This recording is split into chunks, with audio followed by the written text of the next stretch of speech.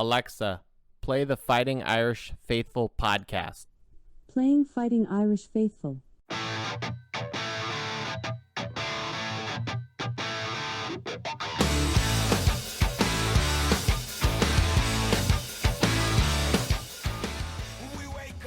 You're listening to the Fighting Irish Faithful Show, episode 24, Daylight Edition. Thank you everyone for joining me. This podcast, we are going to discuss Notre Dame's new defensive coordinator, Marcus Freeman, do a little bit of who's leaving for Notre Dame's players, and we're going to do some Rose Bowl reflections with some hot takes on the coaching staff. So get ready for the second to last podcast of this season from yours truly. Pour yourself a drink. Let's go, Irish. Three wide receivers right. They're going to go for two. Back to throw. Walsh looks, has the time, lost the ball. The pass is batted down. It's batted down by Carroll. Dawson throws, open receiver in the end zone. Touchdown, Notre Dame. Somehow, the Irish did it. Out of the pack, 30, 35. Goodbye, baby. At the 50, the 40, the 30, the 20, the 10. 5-5 rocket touchdown, Irish. Zibikowski looking for a block. Touch to the right to the 40. Gets a block, gets to the 45, 50. Up to the 45, 40, 30. One man to beat. 20, 15, 10. He's done to the 5. Touchdown, Irish. What's going on, Fighting Irish Faithful? Thank you everyone for joining me. Daylight Edition. This is the first podcast I have done during the day. I don't know if that makes me a gremlin or a vampire or what's some other mythological creature like a troll that doesn't podcast during the day. So good day, hello, good afternoon. I guess this is what you do on a Saturday when there isn't college football on right now, because I really don't care about the NFL too much. I mean, I'll watch the Super Bowl, but you know, doesn't get my mojo going. So here we are podcasting on a Saturday afternoon. Everyone, thank you for joining me. You can find me on YouTube at Fighting Irish Faithful, Twitter at Faithful_Irish. Go ahead and follow me, or I'll probably follow you. And email, of course, at fightingirishfaithful@gmail.com. In addition to all the podcast sites such as Google Play, Apple, Spotify, smartphone speaker, whatever, Alexa thing. All right. I take full responsibility for not podcasting sooner. I've got stuff going on. It's the beginning of the year. You know, got to get back into the groove with work. Just got stuff around the house. Had a lot of meetings after work. Got to sign up for that gym membership like you do every January 1st.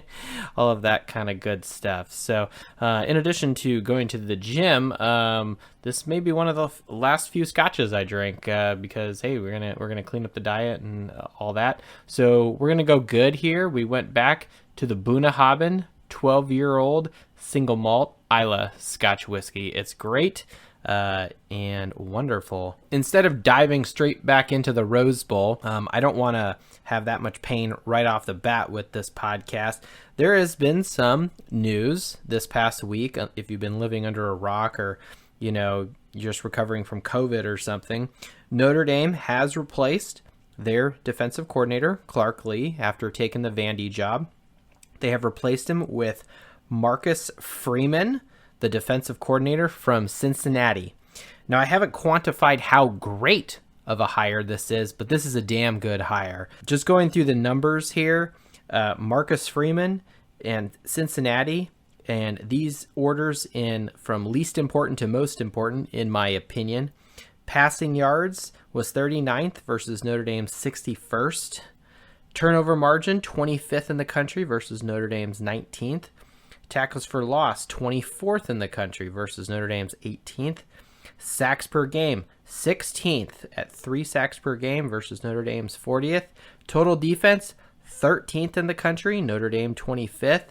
Scoring defense, 8th in the country. Top 10 scoring defense, 16.8 points versus Notre Dame's 19.7. Grant, Notre Dame played two really good opponents the last two games and lost, but hey. Third down defense, 22nd in the country versus Notre Dame 11th. But rushing yards, 14th in the country versus Notre Dame 17th. Average rush defense, the most important defensive category, in my opinion, 111 yards. So you add up all those rankings, Clark Lee versus Marcus Freeman. Marcus Freeman, 161 points, Clark Lee, 205. So this year alone, in a vacuum, one defensive coordinator versus the other, Marcus Freeman scored better in those categories for the season. So damn good hire. Next week, we'll have to quantify him against other programs, top programs, to really see, of all the defensive coordinators, who we could possibly have gotten. Is this the best of the best? But this is a damn good hire, especially a guy who's from the Midwest. Freeman was a Ohio State Buckeye and then was in the NFL for a year and then did some coaching at Ohio State. He was at Purdue for a little while and then went over to Cincinnati, and now he's at Notre Dame. So he is the toast tonight, the latest addition to the staff. Coach Freeman, cheers to you. Oh, that was a terrible cling. There we go. All right. Next, moving on. In this week, it seems that the players are just departing the ship here. You know, the life vests have been thrown overboard and people are diving off the sinking ship. At least that's what it kind of looks like after two big losses. But this is expected. Lots of guys, of course, departing for, NFL draft prospects and whatnot. And many of these names should not surprise anyone. People like Ian Book, Jeremiah Owusu-Koramoah, Tommy Tremble, it's a little bit of a surprise, but he's had a good year. Sean Crawford, Dalen Hayes, Jameer Smith is transferring. Ben Skoranek, Javon McKinley, Nick McLeod, Brock Wright, Ade Ogundeji, and Aaron Banks. I think that the biggest impact, other than Book, is going to be Jeremiah Owusu-Koramoah, Dalen Hayes, Ogundeji, and Aaron Banks. Those guys clearly made impactful contributions to the team this year, and best of luck to them for their NFL aspirations. I probably won't be watching them ever again, but hey, that's okay. As far as transferring goes, some of these I'm not too upset with here. Jack Lamb, Jameer Smith, Jafar Armstrong, and Houston Griffith. These guys just weren't getting the playing time, or just there's other stuff going on in the background and they're seeing light outside of South Bend, or they're just sick of the winter and they're just moving on. So let's get into the reflections of Notre Dame's Rose Bowl game versus Alabama. I'm going to break down this next piece into the good, the bad, and the ugly. I know it sounds like we've got a Western theme here going on here. But first, let's start with the good. Let's be positive here. There are some good nuggets that we can take away from this game. I've had a week to digest, really think about these things, and I actually, give a slow clap or, quiet nod to those kind of things. First and foremost, Notre Dame covered the spread. I know losing by 17 points doesn't mean a lot, but covering the spread, what did I say in my last episode? If Notre Dame could do that, I would be happy. I would consider that a success, quote unquote, for this game. I mentioned Alabama had players that were better, their coaches were better, their scheme was better, the numbers they were putting up were going to be very difficult to overcome. And if they could cover the spread, losing by only 17, not 20 or more, I would consider that successful. I had lowered my expectations to that point. And by lowering my expectations, I was very calm. I was very relaxed during the game. I did yell at times, right? Like, why the hell are we doing that? And, that kind of stuff. But even the doc was, I wouldn't say she was surprised, but she did notice and made mention that you were very calm during the game. I was. I mean, for losing by 17 points, this is probably the calmest loss I've ever had in my life, because I had mentally reflected and mentally already accepted defeat. Another bonus, Clemson lost by more points to Ohio State, 21, versus Notre Dame's loss to Alabama. Clemson was a 7-point favorite over the Buckeyes, and man, talk about a 28-point swing right there. So Clemson's loss looks worse than Notre Dame's loss to Alabama. So good for Notre Dame there, I suppose. Notre Dame won the time of possession. They had controlled the ball for about 33 minutes or 56% of the game, and they ran 80 plays on offense. That's quite large compared to Alabama's 55 plays on offense. Granted, there's an efficiency with one team versus the other, which we'll get into later, but still, running 80 plays and owning the clock, time of possession, I consider that a positive benefit for this game. The efficacy of it wasn't there, but still, you won that metric there. Rushing was not terrible. It wasn't great, but we had about the same amount of rushing yards as Alabama. We held Alabama to 140 yards, and that is below their season average, and Notre Dame had about 137. And Notre Dame had 2 rushing touchdowns, one by Book and one by Kyron Williams. So that's great for Notre Dame, and Alabama had 0 rushing touchdowns, so we held them there. On that note, Najee Harris, who averages 2.2 touchdowns per game, had 0. And we held him to 125 yards. So I consider that a success as well. We contained him as much as possible, with the exception of his hurdle. Alabama, this was the lowest points total they have scored for the season. 31 points. The next highest or next lowest game was 38 points against Mizzou in the first game of the season, especially for a team that averages 49.7 points per game. So holding them 19 points less than their season average, that's pretty good. Also, yards per point, Alabama was averaging 10.94 yards per point on their offensive efficiency. That number increased versus Notre Dame to 14.1. So good on Notre Dame. Quarter by quarter breakdown. Notre Dame actually held Alabama out of 3 of the 4 quarters to much less than their season average. For the season, Alabama on average scores 12 points in the first quarter, 17.6 in the second, 10.2 in the third, and 9.9 in the fourth. But versus Notre Dame, they did 14 in the first, same old. 7 though in the second, 7 in the third, and only 3 in the fourth. So 3 out of the 4 is not bad. I wish we'd get that first quarter back and do some other things different, of course. But you know what? Holding them off of their pace is pretty darn good. And I think having 17 points in the second, third, and fourth quarter for any opponent is not shabby at all. So defense for 3 of the 4 quarters did a pretty good job. And my initial impressions was that low scoring for Alabama, because it clearly has a taper off, especially when you go to the fourth quarter, where I personally think Alabama took their foot off the gas. They wanted to rest up. They clearly had the game in hand. Notre Dame just was not getting it done on offense. And Alabama was not going for the throat. They were not going for the jugular. They just wanted to win, advance, rest their players if they could, and move on.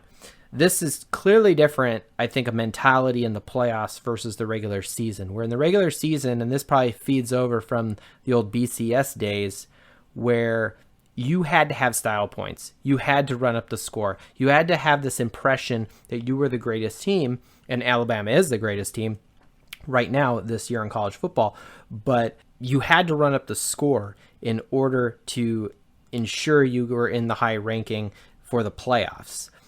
So Alabama now knows they're in the playoffs. Whether you win by 50 points or you win by 1 point, it doesn't matter. You move on to the title game.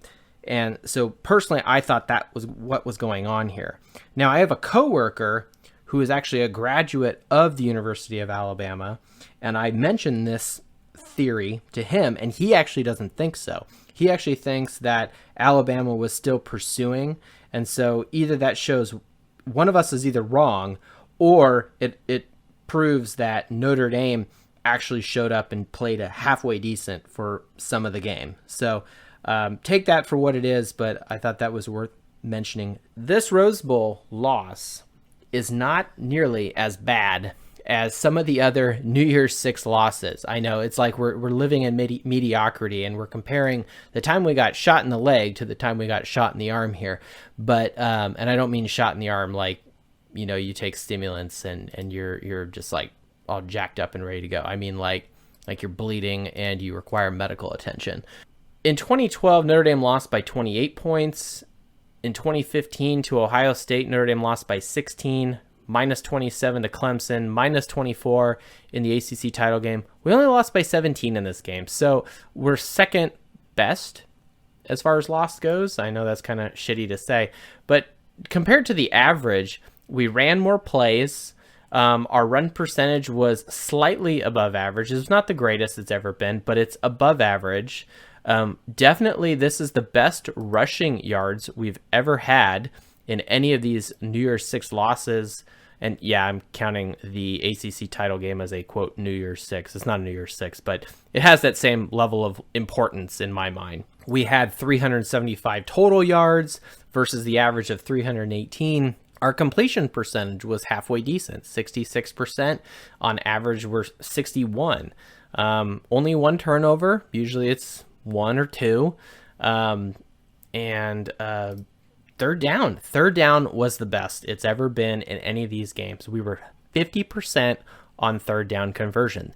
Now, in a vacuum, that's really good. And compared to these other games, all of them, the next highest is 38% in 2015 with Deshaun Kaiser versus Ohio State. But Alabama, their third down percentage was one of the best. It was 60%. So that's why Notre Dame did not get it done. This is the first time we've actually beaten the opponent on time of possession, 56. But our yards per point is still really bad, 26.79. It's not the worst, but it's the second worst it's ever been. So we put up a lot of yard points. It just wasn't happening. So in general, the impression I get, this was not a blowout compared to 2012 or 2018. However, the best thing about that day, about New Year's Day, other than Happy New Year, is in the booth at ESPN, we did not have to listen to Herbstreit and Fowler. Those guys, of course, were doing the announcements for the Ohio State-Clemson game, which is a little bit of surprising because Herbstreit is an Ohio State guy, so it seems there would be a little bit of a bias there, and he'd just be drooling all over Ohio State and all that. But I guess ESPN thought that game was more compelling, even though Notre Dame had a lesser margin of defeat than the Tigers from Clemson. So Fowler annoys the hell out of me, and I'm really glad did not have to listen to him. I don't even know who the other two guys were we got to listen to, but it was not nearly as bad. So I'll happily deal with that. So that is the best thing about this game. No Herbstreit, no Fowler. Moving into the bad. Notre Dame versus Alabama. First off, in that first quarter when Najee Harris hurdles us and then goes about 60 yards, that was such an amazing athletic play. I mean, you got to tip your hat to that guy. I mean, that was outstanding. What an athletic play. But as soon as it happened, I'm just like with my jaw open, and I'm just like, game over. It's just not happening if that's the kind of stuff Alabama is doing to us. I mentioned yards per point. 26.79 yards per point versus Bama's 14.1. It's almost twice as good as Notre Dame's, or Notre Dame's is twice as bad. Yeah, depending on how you want to be pessimistic or optimistic there. It's not good. That's bad. 26 yards for every point. That's terrible. Completion percentage versus quarterbacks. Mac Jones was 83%. And that's above his season average of 76%. So he is not getting rushed. He's got the ball in the pocket for a minimal amount of time, and he's chucking it to someone who's wide open. Mac Jones also had 4 passing touchdowns, which is, again, higher than his season average of 3 touchdowns per game. Devonta Smith, now Grant, this guy just won the Heisman this week, and he is a good player, and I said this was going to happen, but he just tore us up, ate us for lunch. It's like he was putting on a clinic, 3 receiving touchdowns, and the second one, I believe, where he kind of like dives and like twists in midair, and I think he hurt his leg or something when he came down, but that was a very athletic, amazing play when I saw it on replay, but 3 receiving touchdowns, double his season average of 1.5 touchdowns per game. Notre Dame's pass defense was quite frankly ineffective, and we could do nothing versus Smith, Billingsley, and some of these other guys. Could you imagine if Alabama also had Waddle, who hadn't gotten injured earlier in the season? Oh my goodness, like they just tore us up. And it's not so much that they caught the ball and then they made a good juke move and they moved on. They were catching the ball and they were wide the hell open. And then our guys would make a move, but they would just run around our guys. We just looked so much slower. It was like high school versus, NFL players out there. And they are NFL players, quite frankly, at this point. But the defense was, instead of a bend, don't break, it was more like a bend, then break defense for the secondary. So it just was a complete failure out there. Just not good. Allowing a quarterback to complete 83% of all of his passes, that's not good. And Notre Dame's defense, like in this situation, they're fast. Their quarterback is really good. I'm surprised they did not play a tighter man coverage. I mean, at what point, what do you have to lose, right? You need to do something different. You need to slow them down. And maybe if you're running side by side with him, then Mac Jones doesn't toss that ball. But, it is what it is. That is what happened. Man, we just kept getting burned again and again, and we need to do something different on defense. Needs to be more aggressive. Contrast that to of Alabama's passing and receiving to Notre Dame. Notre Dame was not effective, quite frankly, at all on passing. 0 touchdowns, and each reception seemed like a struggle. Either Book is running around frantic, or our guys are just under tight coverage, and they got to make a catch, and as soon as they make the catch, they're tackled. Right. And yes, you made the catch and that did move the chains, but there's no yards after the catch. And that is a problem versus Alabama. They're wide the hell open. And this is a subject that I'm going to get into later on this podcast, but Notre Dame's receivers are not catching the ball in space. And that is a coaching problem. Notre Dame has no deep threat in this game. That allows Alabama's defenders to cheat up. Book maybe doesn't have the arm to throw it deep. Braden Lindsey, Jordan Johnson, these guys are not running down the field. We just I don't even think we tried. Did we even try throwing the ball downfield, a seam route down the middle to someone, a post route, a fade? Give me something deep. We didn't even try it. Look at all the other quarterbacks. Mac Jones, Justin Fields, what's the guy with the long hair from Clemson, whatever his name is, Lawrence.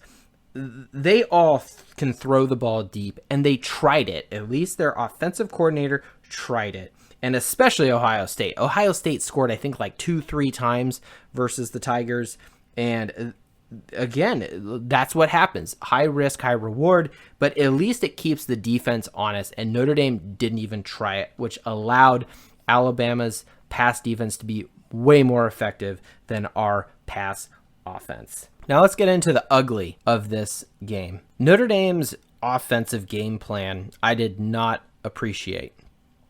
I don't know if let me back up. If you watched the Pitt game, if you watched the Florida State game, if you watched the first Clemson, or even the previous Clemson game, the ACC title game, someone out there, please, and at me on Twitter, at @faithful_Irish. What did Tommy Rees and Notre Dame's offense do differently to confuse Alabama's defense? What scheme or new formation did they come up with? I do like that they're moving people around and they get in one formation and they move to the other, but I've seen these formations, okay?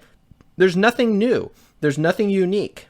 Another thing they're doing is they're spending way too much time risking a delay of game penalty and burning a timeout, something stupid, because they are spending too much time worrying about what the defense is doing rather than running up to the ball and just running the play. But we did nothing unique. No double running backs. Give me an I formation. Give me a split back. Give me a wishbone. Give me a wing T. Give me something. Notre Dame is not doing anything different on offense to potentially confuse Alabama's defense. You can still run your same plays out of some of these formations. Some of them you can't, but throw something different at them. What was new? Nothing. I could see nothing. what really did it for me in the first quarter, it's 3rd and 8, and Ian Book takes a quarterback sneak to the right side. Really? That was the play you guys called on 3rd and 8? We're in the middle of the frickin' field. You don't have a pass. You don't have an option. You don't have nothing. No, we're going to do a quarterback sneak. Ian Book is pretty fast. He's probably faster than me. He's definitely faster than me, right? A 36-year-old guy. But he's not Vince Young. He's not Michael Vick. All right. He's not Marcus Mariota. Why the hell are we calling 3rd and 8 quarterback sneak in the first quarter? All right. That's not going to be successful. And I knew right then and there that our offense had just thrown in the towel and we were just sucking it up. Thank goodness for Mike Mayer and Kyron Williams and Chris Tyree. You guys rocked. You guys came to play. You showed heart. You got a lot. You were the most productive members on the offense. But like, look at McKinley, 2 receptions. Skoranek had 4. I mean, our 2 best receivers caught 6 passes between the 2 of them. I mean, goodness gracious, like, what is going on? Why are we not able to get these guys open in space? Why? Someone please explain that to me. I appreciate the plan.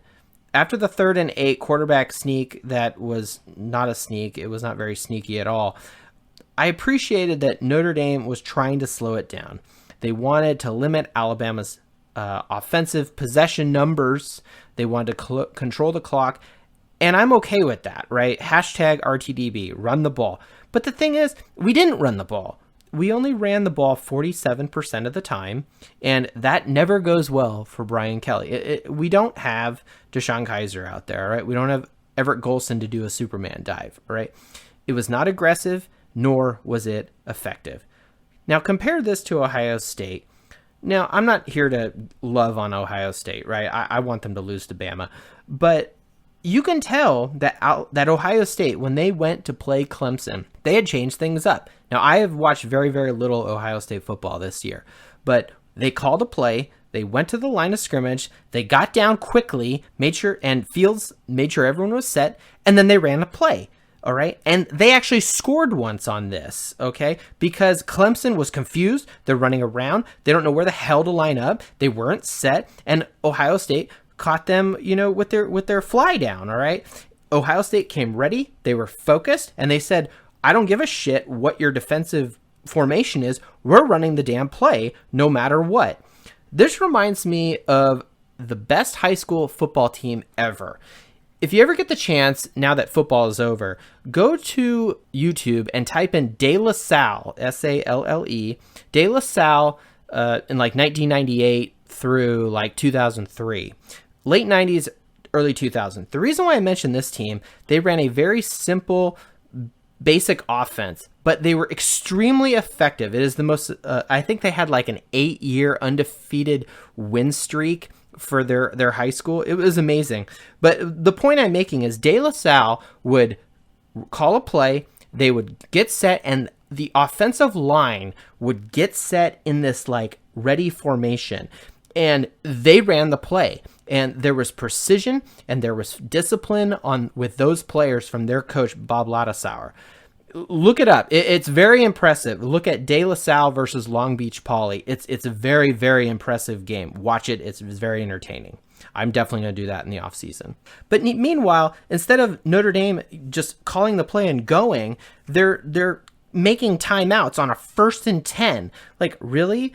You have the whole playbook. 1st and 10, run the damn play, right? Receivers are running into traffic, and they're running like these 12-yard routes way down the field. And then in the meantime, there's like a huge 10-yard gap where there's nobody. Like, give me a break. Instead of the coaching staff calling plays, they're not penetrating the open space within the defense. I don't understand. Now, there was one time that I recall where Skoranek, I think it was a broken play, but Skoranek ran his route, but he kept running across the field, and I think he cut his route off early because he knew what was happening, and that's what experienced good players do. But he cut his route off, and then he's just running across the field, and Book hits him, and he's wide the hell open. There's not anybody near him for like 8 yards, and he got yards after the catch. It was beautiful. It was wonderful. And he's wide the hell open. That only happened like once in this whole game. Maybe Mayer did it, but it was like a 3-yard route.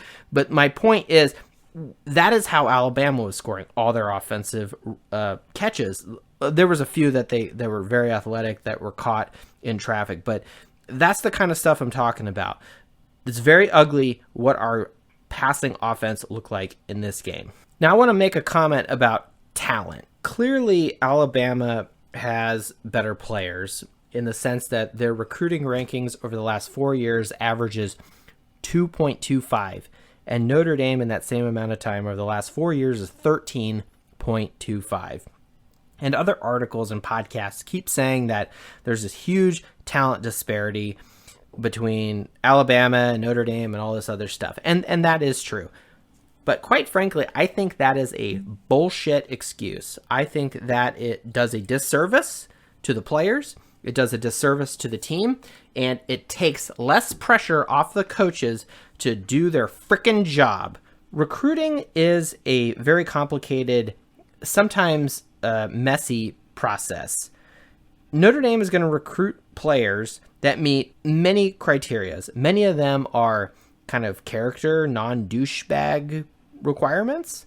There's also the academic requirements to get into Notre Dame. All right. And I'm not going to do if Notre Dame had Alabama players because they don't have the academics. Look, that is Notre Dame. That is who we are. And that is actually a draw to why we are Notre Dame fans. All right. But there's many other things that go into why a player would choose Alabama or Miami or USC or Notre Dame or Ohio State or Michigan or wherever they go. It could be the weather. It could be near their hometown. They may want to go to a party school. They may want to live off campus in an apartment versus live in the dorm with parietals and Duloc, Res Life, all that stuff. They may be going to a certain school because they think they'll have a better opportunity for playing time. Some players choose Notre Dame because it's a 40-year decision, not a 3 years and then I'm going to go to the NFL. Some players don't want to go to class like you have to at Notre Dame, and they'd rather go to a school where you could just be a part of a football factory, all right? But the biggest thing is a winning record. Are you going to a school that has a good football program? Are you going to a school that has a winning record? It's no surprise that in high school, the best players tend to be, on average, in my opinion, at a school that has a good football program, such as Thomas Aquinas down in Florida, IMG Academy, Mater Dei, De La Salle, Belmarine Prep, etc. These are high schools that just by the sheer performance year after year after year, they have good players that live in that area, and sometimes the players and their families move closer to said school so they can go there. So my point is, a winning record for your college football team draws players automatically. Besides, Notre Dame has something that other places don't. Notre Dame is a special place. There is a sort of mystique. It's kind of Catholic Disneyland, whatever. And that is important to some players, all right? Seeing Martin Luther King and Father Ted in La Fortune, all right, when you're ordering your Subway, okay, and seeing that portrait on the wall means something to some of these guys, and they say, I want to go to this school because this is the value that is part of this community that I can appreciate. And that's something I personally appreciate. But everything else I've just mentioned really comes down to personal preference of the individual, of the player, of the recruit. Do you not think that Brian Pouliot and Brian Kelly are trying to get 4- and 5-star players? Of course they are. Absolutely. This is the one time in this podcast I'm going to defend Kelly, or well, maybe the second. But they are trying to get good players. So this is almost like a gravity. They can't force these guys to sign up and play at Notre Dame. All right. The best thing that helps recruiting that Brian Kelly can control is winning. But you have to win with what you have right now. And then later on, when you win a title or you win a New Year's Six or whatever, then you get the real guys, right? Alabama has good players. Why? Because they've won 5 titles and have had 3 Heisman Trophy winners. So no wonder they're going to get 5-star players. They're naturally drawn to success. Success breeds more success. So how can recruiting and talent get better? Keep winning. Just win. So I don't want to hear people talking about, oh, talent. Oh, we just have this talent disparity. That's such a bitch-ass attitude, right? Just go forward with what you have, change the game plan, and move on, all right? Good coaches make changes, and when you see a mistake, you correct it, and you provide opportunity for the future with that correction. Specifically, offensive passing, going back to the present with this Rose Bowl, and just in general over the last couple of years. I want to pick on Ian Book a little bit, just a little bit. I have great respect for the guy. I like the guy. I wish him luck in his future. But over the last 3 years that he's been our quarterback, his numbers are as follows. Total touchdowns for each season. He went from 23 to 37 down to 15. Completion percentage, 68, 60, 64%. Passing touchdowns as a percentage of all touchdowns scored, 45%, 60%, 29%. So what does that mean?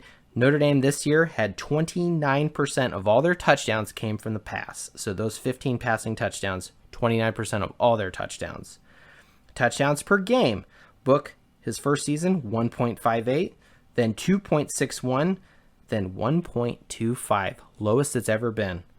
And then yards, average yards thrown per game, 219, 233, and 236. There is not a significant improvement over the 3rd years. This is the best quarterback Notre Dame has had as far as win percentage and wins total. And he is actually showing in some areas digression of performance. 15 passing touchdowns from his lowest previous, which was 23.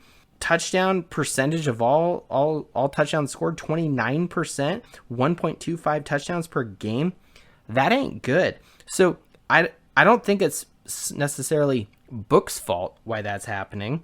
And yes, there's an element with the receivers here, but honestly, look, Skoronika's talent, he's had the best tight end he's ever had in Mayer, okay? Javon McKinley was not being thrown to. Are we really honestly thinking that Chris Fink was one of the greatest receivers he's ever had? No. Boykin and Claypool were very good, but I've talked about this in previous podcasts. It's not overwhelmingly in their favor. The point is, I don't think it's the receiver's fault. Regardless, the number of touchdowns as a percentage has gone down as far as passing goes. The national champion scores touchdowns about a 50-50 split between rushing and passing. The national champion scores on average 36.9 rushing touchdowns a season and 36.1 passing touchdowns a season. Notre Dame this year was 33 rushing touchdowns, which is really good. That's right at that watermark. So Notre Dame rushing, very good, which makes me very hopeful for the future. And 15 passing touchdowns this season. That is a 64 to 29% split. That's not good at all. Who is to blame for this? Who is responsible for this? Or what is drastically different this year versus the previous 2 years?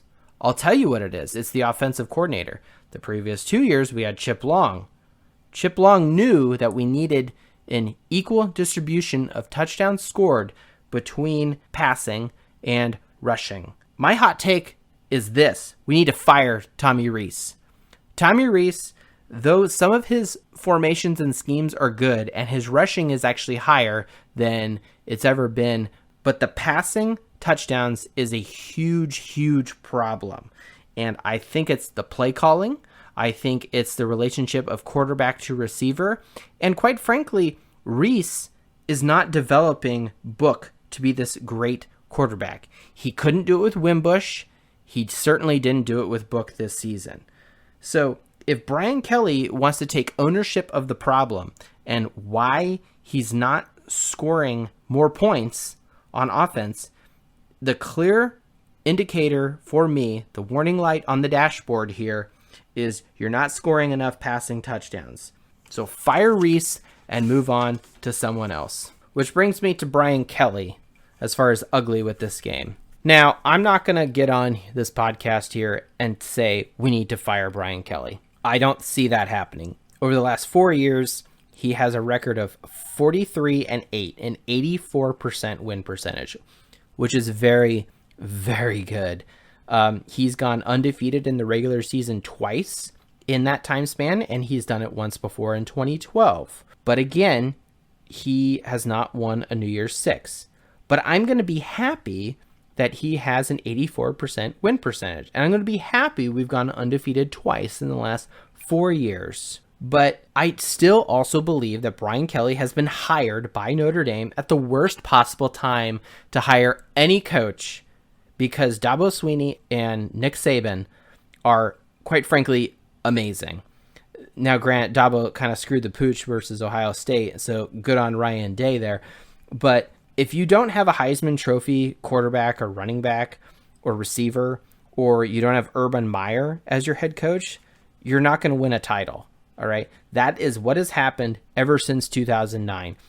Look it up. Every other team, 2010, Cam Newton, Heisman. 2013, Jameis Winston, Florida State, Jimbo Fisher, Heisman.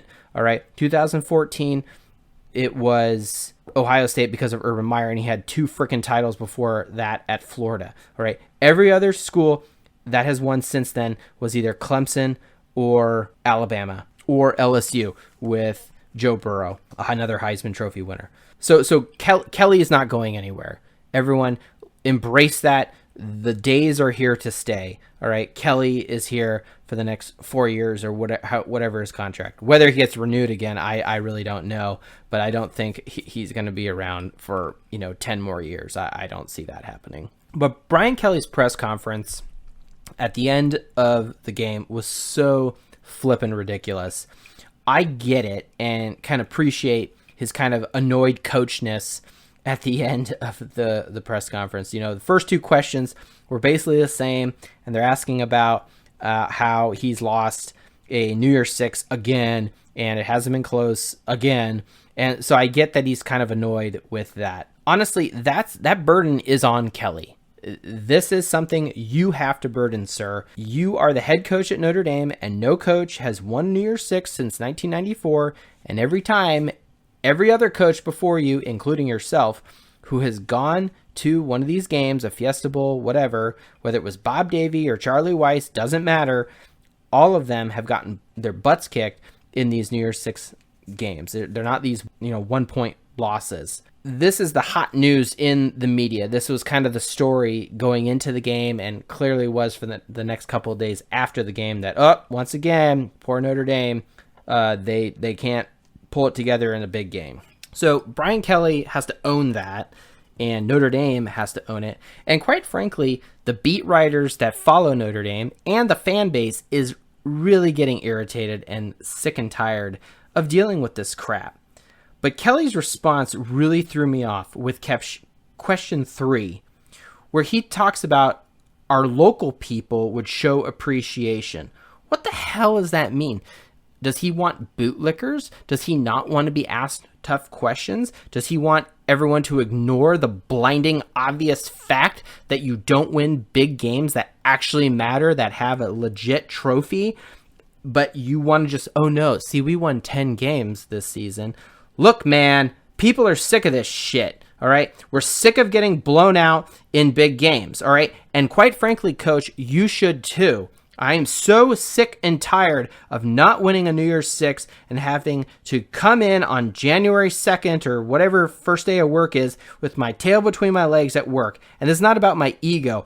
I want Notre Dame to win one of these big games, win a playoff game, win a Sugar Bowl, whatever. You're the head coach at Notre Dame. The expectations are high, and you know this. There is no other place like the University of Notre Dame in all of college football. We demand excellence. We demand victory. Our frickin' fight song is cheer, cheer for all Notre Dame. Onward to victory. All right. We expect winning in big games. And when it doesn't happen, we're pissed off. I feel bad for the people that put hard-earned money into a plane ticket, risking COVID, going down to Texas, having to eat Whataburger instead of In-N-Out because they made a poor decision there. But they spent a lot of money to go to one of these games and once again watch their Irish lose badly. All right. Not going undefeated is also not good. 10-2 seasons, 10-3 seasons are unacceptable in my opinion. Brian Kelly, you are at Notre Dame. You need to own the fact that you are the head man in charge of this football team that has not won a major bowl game since the 1994 Cotton Bowl. Own it and fix it. Stop asking people to not ask you those tough questions. Just say, I didn't get it done and move on. All right. And we're going to find success. He kind of turned it around saying we're going to keep coming back here, but he's not offering any solutions. I'm offering a solution right now. Fire Reese. All right. Let's start there. Look at the numbers. We're not scoring passing touchdowns. Start there. Do something, man. All right. You did it in 2017. You were completely embarrassed with a 4-8 record and you canned everybody. You increased the strength program. You brought in some new people. You stepped outside your comfort zone. And I appreciate that. And look at your record since then. 84% win percentage. That is a watermark of improvement, noticeable improvement from the previous winning percentage that it was before. So if you don't like this, Brian Kelly, and you don't like the tough questions, too damn bad. The questions are going to keep coming. I'm going to keep coming on this podcast and keep poking at you and harping on this. And quite frankly, the beat writers better do the same, all right? If they continue to get soft on Kelly, I'm going to be pissed off. It's probably why I don't read their crap anyway. But reflect on why you lost and fix it. All right. Next week, we're going to get into more details on this subject about proving why Reese is not an effective offensive coordinator, why he is not effectively developing his quarterbacks, why Kelly, quite frankly, hasn't in the 11 seasons he's been at Notre Dame. But that will be the last podcast of the season. We're going to quantify also how great the Marcus Freeman hire is. We know it's good. Don't know how he compares to the other guys, the Brett Venables. He's kind of the gold standard, although he didn't do a good job versus Ohio State. We're going to have, and we're also going to do some other season recap stuff next week after the title game. Speaking of the title game, Alabama versus Ohio State. Who are you guys cheering for? Are you cheering for a comet to come down and hit New Orleans? Oh, no. The game's in Florida. It's at Hard Rock. Ugh. Maybe it's a good thing Notre Dame lost, and we'd have to go back to Hard Rock because the last 2 times we were there were not very nice. So who are you cheering for? The Comets? I'm actually going to be rooting for Bama. And there's a couple reasons why. The main reason is they're good, and I just, quite frankly, think they're going to win. But I live in the Midwest, and I don't want to have to deal with Ohio State people. I don't want to deal with the Buckeye people, Buckeye Nation around me, just saying, oh, Buckeyes, yay, and talk about the Ohio State. It's the most annoying, stupidest thing, converting an article of the English language into a fucking proper noun. Excuse my French there. Ugh, it's the stupidest thing. Ugh. But I'm going to actually root for Bama, and I look back at all of Alabama's titles from 2009 up to 2017. They played Texas, then LSU, then Notre Dame, then Clemson, then Georgia. I cheered for all 5 of those teams in all of those title games and against Bama. So this is the first time I'm actually going to quote-unquote root. I'm not really root. I'm not buying an Alabama hoodie or anything, but I am going to be actively rooting for Bama. I think it's also part of that weird A is greater than B kind of logic where, well, if Notre Dame lost to Bama, the national title person, then that makes Notre Dame look better, which is, in my mind, justified. So one final note, funny story. This week, after a long day of work, had to go to the store. Was at Costco, and I'm pushing my cart and stuff around, and I see this guy, and he's with his wife, and he's got an Alabama hoodie on. It says, Crimson Tide or, all that stuff. And without even thinking about it, I walk by this guy. You know how you pass people down the aisle of a grocery store? I see this guy, and I shout out to him, "Roll Tide!" And he responded back, "Roll Tide." And so did his wife. So I think that's some sort of deep underlying thing. I can see that I'm losing followers right now on Twitter, but I do think Alabama is going to win. I'm not going to root against them for the first time ever, I don't think I've ever rooted for Bama, but I do respect them. I respect the win percentage and the titles and the dynasty that Nick Saban has created over there. So I don't really care for him so much, but hey, respect for where it has been earned. So that is all I have for you this afternoon, everyone.